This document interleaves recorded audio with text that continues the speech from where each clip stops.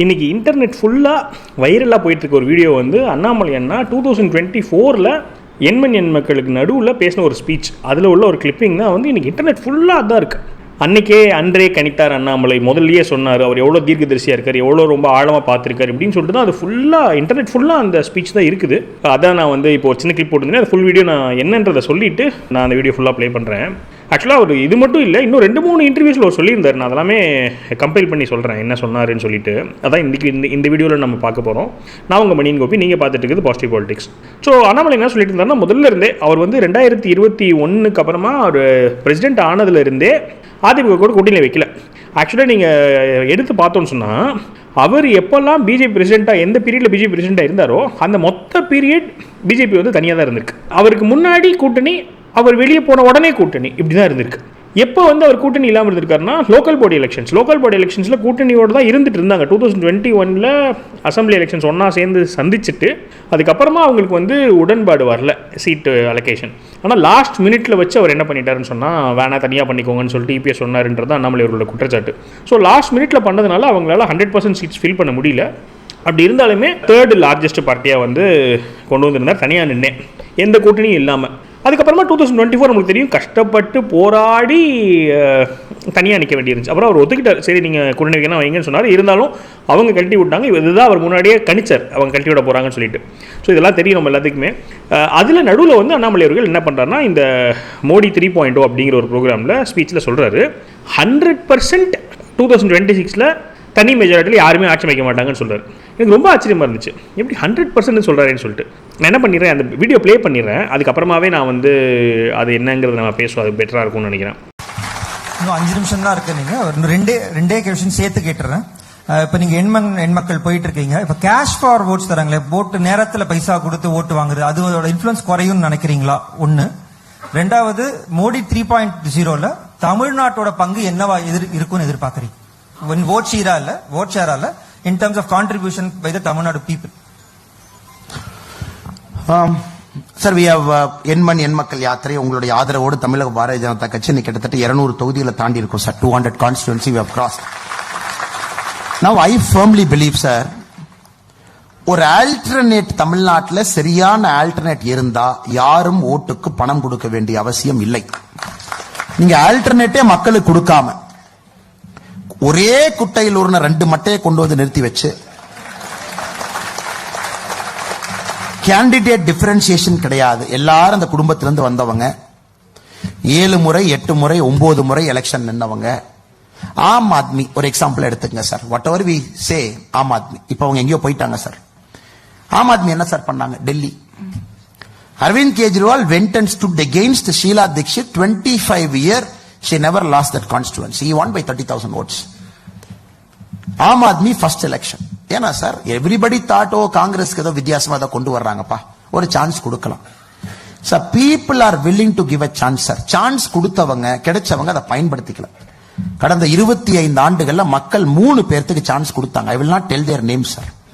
Chance கொடுத்ததுக்கு அப்புறம் மறுபடியும் போய் நீங்க டிராவிடியன் பார்ட்டியோட அலையன்ஸ் வச்சீங்கன்னா எப்படி சார் மக்கள் உங்களை ஏத்துக்குவாங்க? Politics sometimes is patience. ஒரு சான்ஸ் கொடுத்து ஒரு ஆப்ஷன் கொடுத்ததுக்கு அப்புறம் 10 years நீங்க நிக்கணும். You take a chance, again you go and make an alliance, then people will say, oh எல்லாரும் நீங்க ஒரே ஆள் தான், இதுக்கு ஓட்டு போடணும். சோ மக்கள் மேல நான் கண்டிப்பா குறை சொல்ல விரும்பல sir. I believe 2024 will be the start of something very unique where people will have an option. இதெல்லாம் தப்பா இருக்கு, இவங்க சரியா இருக்கிறாங்கன்னு ஒரு நம்பிக்கை, ஒரு வாய்ப்பை கொடுத்து பார்ப்போமே அப்படிங்கறத 2024 வரும் என்பதை இந்த யாத்திரை எங்களுக்கு உணர்த்தி இருக்கு சார். அதே நேரத்தில் post 2024 is going to be a very confusing period for Tamil Nadu electorate. Options உங்களுக்கு நிறைய வரப்போகுது. You have Dravidian parties on one side, you have parties like BJP on one side, then you have parties like Actors Party on one side. Everybody says I'm going to be fresh, I'm going. So உங்களுக்கு choice நிறைய இருக்க போகுது. You will have a lot of choice. இதுவா இந்த ஃபேக்ஷனா, அந்த ஃபேக்ஷனா, பிஜேபியா, or maybe some other new பார்ட்டியா? ஸோ தமிழ்நாடு தான் சார் இந்தியாலே அதிக பொலிட்டிக்கல் பார்ட்டி, 2% மேல ஓட் ஷேர் வச்சிருக்கிற பார்ட்டிஸ் அதிகமா இருக்கிறது தமிழ்நாட்டில். எந்த ஸ்டேட்லயும் 2% மேல இவ்வளவு political party, lot of political parties above 2% vote share அந்த மாநிலத்தில் இருக்கிறாங்க. ஸோ 2024 to 2026 என்னை பொறுத்த வரைக்கும் sir it will give two things. One, 100% nobody is going to form a majority government in 2026. This is option A var. So Tamil Nadu will see a pure first time alliance in 2026, option 1. Or if parties like BJP, if we properly manage the period between 2024 to 2026 in a very professional way, if we do lot of hard work, if BJP is able to generate lot of grassroots leaders in all the 234 assembly constituencies, party is able to present you candidates at least 500 days before, not 1 week before, not 10 days before. 500 நாட்களுக்கு முன்பு 234 தொகுதிக்கும் பாரதிய ஜனதா கட்சி உங்களுக்கு வேட்பாளரை அறிமுகப்படுத்தினால் 2026 பாரதிய ஜனதா கட்சியினுடைய காலம். But உங்களுக்கு தெரியும், ஒரு தேசிய கட்சியில் இருக்கும், national party has got its own problem because it's a cadre driven party. So BJP ஒரு பார்ட்டி பார்த்தீங்கன்னா cadre driven party. So Tamil Nadu politics is slightly unique. So அதனாலதான் ஆப்ஷன் ஏ ஆப்ஷன் பி சொன்ன sir. Option A option B தாண்டி option C போவதற்கு வாய்ப்பு இல்லை என்பது என்னுடைய தாழ்மையான கருத்து. திரும்ப we will not see one party in Tamil Nadu who will say I got 118, I got 130, I got 150. That is gone sir. 2021 முடிஞ்சு போச்சு. 2026 either we will go for a pure alliance or parties like BJP, we take big risk. We completely redo our playbook. We completely reimagine our politics. We put our candidates 500 days before the model code of conduct. Then it is BJP's election, sir. அதனால எப்படி அது போகுதுன்னு பொறுத்திருந்து பாப்பா sir. ஏன்னா என்னுடைய கிரேடுக்கு my rank and pay, I can only disclose this much. Then everybody has to take that extra bit of courage. எல்லாரும் அந்த extra bit of risk தமிழ்நாடுக்காக எடுக்கணும். But the party is ready, the cadres are ready. We believe it is our time. So I see a wonderful future for Tamil Nadu people. ஒரு வித்தியாசமான அரசியல் 2025 இருந்து களத்தில் இருக்கும் என்பது என்னுடைய தீர்க்கமான ஒரு நம்பிக்கைங்க சார். ஸோ பார்த்துருப்பீங்க இல்லையா, இதுதான் வந்து வைரலாக போய்கிட்டு இருக்கு வீடியோ. ஸோ அவர் சொன்ன மாதிரி நடந்துருச்சு, யாருக்குமே மெஜாரிட்டி கிடைக்கல. அவர் சொன்னார் 2021 தான் கடைசி எலெக்ஷன், எனக்கு 118க்கு 130 இருக்குன்னு சொல்லிட்டு இனிமேல் அப்படி இருக்க போகிறதில்ல. ஸோ அது நடந்துருச்சு. எனக்கு என்ன ஆச்சரியம்னா, எப்படி 100% சொல்கிறாரு? பொதுவாக அவர் வந்து ஆப்ஷன் ஏ ஆப்ஷன் பியில் சொல்கிறாரு. சொல்லிட்டு எப்படி ஒரு மனுஷன் 100% சொல்லுவார்? 90% அப்படி தான் நடக்கும், 99% அப்படிலாம் சொல்லுவாங்களே. அப்புறம் தான் பார்த்தா அவர் என்ன சொல்லியிருக்காரு, 100% நடக்கும்னு சொல்லிட்டு ஆப்ஷன் பி என்ன சொல்கிறாருன்னா, 500 நாள் முன்னாடி நம்ம வந்து கேண்டிடேட் அனௌன்ஸ் பண்ணோம், 234க்கும் நம்ம கேண்டிடேட் அனௌன்ஸ் பண்ணோம், 500 நாள் வேலை செய்ய விடணும், அப்போ மக்கள் நம்பிக்கை பெறும். எப்படி ஒரு நிஜமாலுமே லீடரை தயார் பண்ணி ஜெயிக்க பிளான் பண்ணியிருக்காரு பாருங்க. இப்போ விஜய் அவர்கள் ஜெயிச்சிருக்காருன்னு சொன்னால் அஃப்கோர்ஸ் மாற்றம், அஃப்கோர்ஸ் டிவிகே மேலே நம்பிக்கையெல்லாம் இருக்குது. ஆனால் அந்த கேண்டிடேட்ஸ் ப்ரிப்பேர்டான்னு கேட்டிங்கன்னா ப்ரிப்பேர்ட் இல்லை. இவர் வந்து 2 வருஷம் முன்னாடி எலெக்ஷனுக்குள்ளே 2 வருஷத்துக்கு முன்னாடி இவர் என்ன பண்ணிட்டாருன்னு சொன்னால் அரசியலுக்குள்ளே வந்துட்டார். ஆனால் இவர் கேண்டிடேட்ஸ் லாஸ்ட் மினிட்ல தான் சூஸ் பண்ணுறாரு. அப்போ என்னன்னு சொன்னால் இவர் தயாராக இருக்கிறார், மக்கள் ஜெயிக்கிறாங்க, மக்கள் ஜெயிக்க வைக்கணுன்ற அதெல்லாம் பிளான் பண்ணிட்டார் விஜய். ஆனால் அந்த தொகுதியில் இருக்க கேண்டிடேட் குவாலிஃபைடா, அவர் வந்து தகுதியானவரா, அவர் வந்து ஸ்கில்டா, அவர் வந்து ப்ரிப்பேர் ஆகிட்டாரான்றதை பற்றி கவலைப்படல.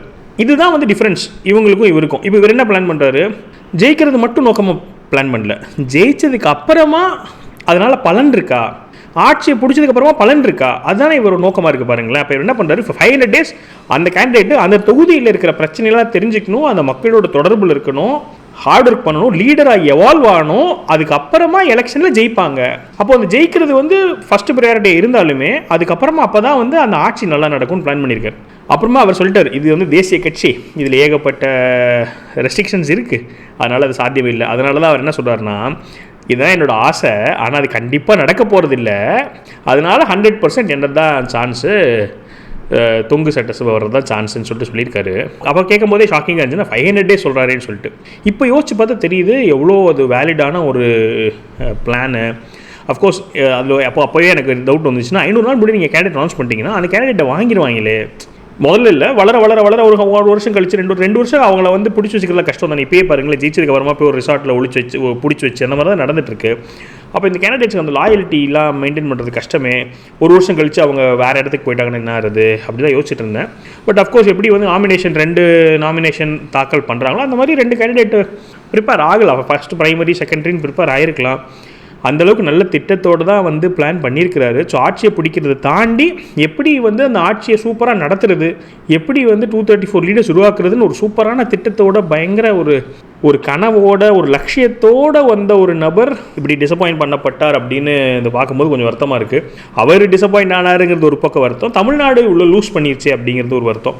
எதுவும் இல்லாமல் லூஸ் பண்ணால் அது வேறு, வச்சுக்கிட்டு லூஸ் பண்ணும்போது தான் வந்து வச்சுக்கிட்டே வஞ்சனை பண்ணுறோன்னு சொல்லுவாங்கள்ல அந்த டைலாக், அந்த மாதிரி அவரை வச்சுக்கிட்டே நம்ம வந்து இப்படி மிஸ் பண்ணிட்டோமே அப்படிங்கிறது தான் ஒரு கவலை. அதில் ஒரு சொல்லியிருப்பார், மக்கள் வந்து உங்களுக்கு சான்ஸ் கொடுக்குறாங்க, உங்களுக்கு வந்து வாய்ப்பு கொடுக்குறாங்க, ஆனால் நீங்கள் வந்து அதை பிடிச்சிக்காம திரும்ப போய் திராவிட கட்சியோட சேர்றதுனால அவங்க வந்து எல்லாம் ஒரே கூட்டணியில் ஒரு மாட்டீங்க, திரும்ப நம்ம அவங்க வேணான்னா இவர் நம்ம சூஸ் பண்ணோம், திரும்ப அவங்க கூட கூட்டணி வச்சாங்கன்னா இப்போ இவங்க எப்படி ஆல்டர்னேட்டிவ் ஆயிடுவாங்கன்னு சொல்லிட்டு வருத்தப்படுறாங்க. அந்த 3 பேர் பேரை நான் சொல்ல விரும்பலைன்னு சொல்லி சொன்னார். ஆக்சுவலி ஸ்பீக்கிங் அந்த 3 பேர் எனக்கு தெரிஞ்சு மூப்பனார் ஒருத்தர் முதல்ல தனியாக வந்தவர், அப்புறமா விஜயகாந்த் அவர்கள், அப்புறம் அன்புமணி அவர்களோட அப்பா ராமதாஸ், இவங்கள தான் சொல்கிறாருன்னு நினைக்கிறேன்.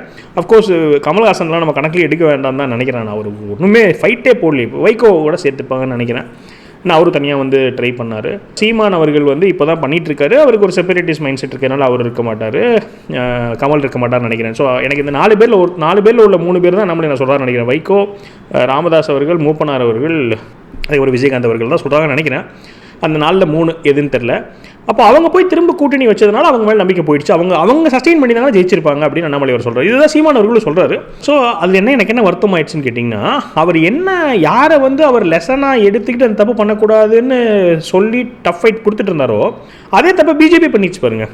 இப்போ 18% ஓட்டு அந்த கூட்டணிக்கு கிடைச்சது.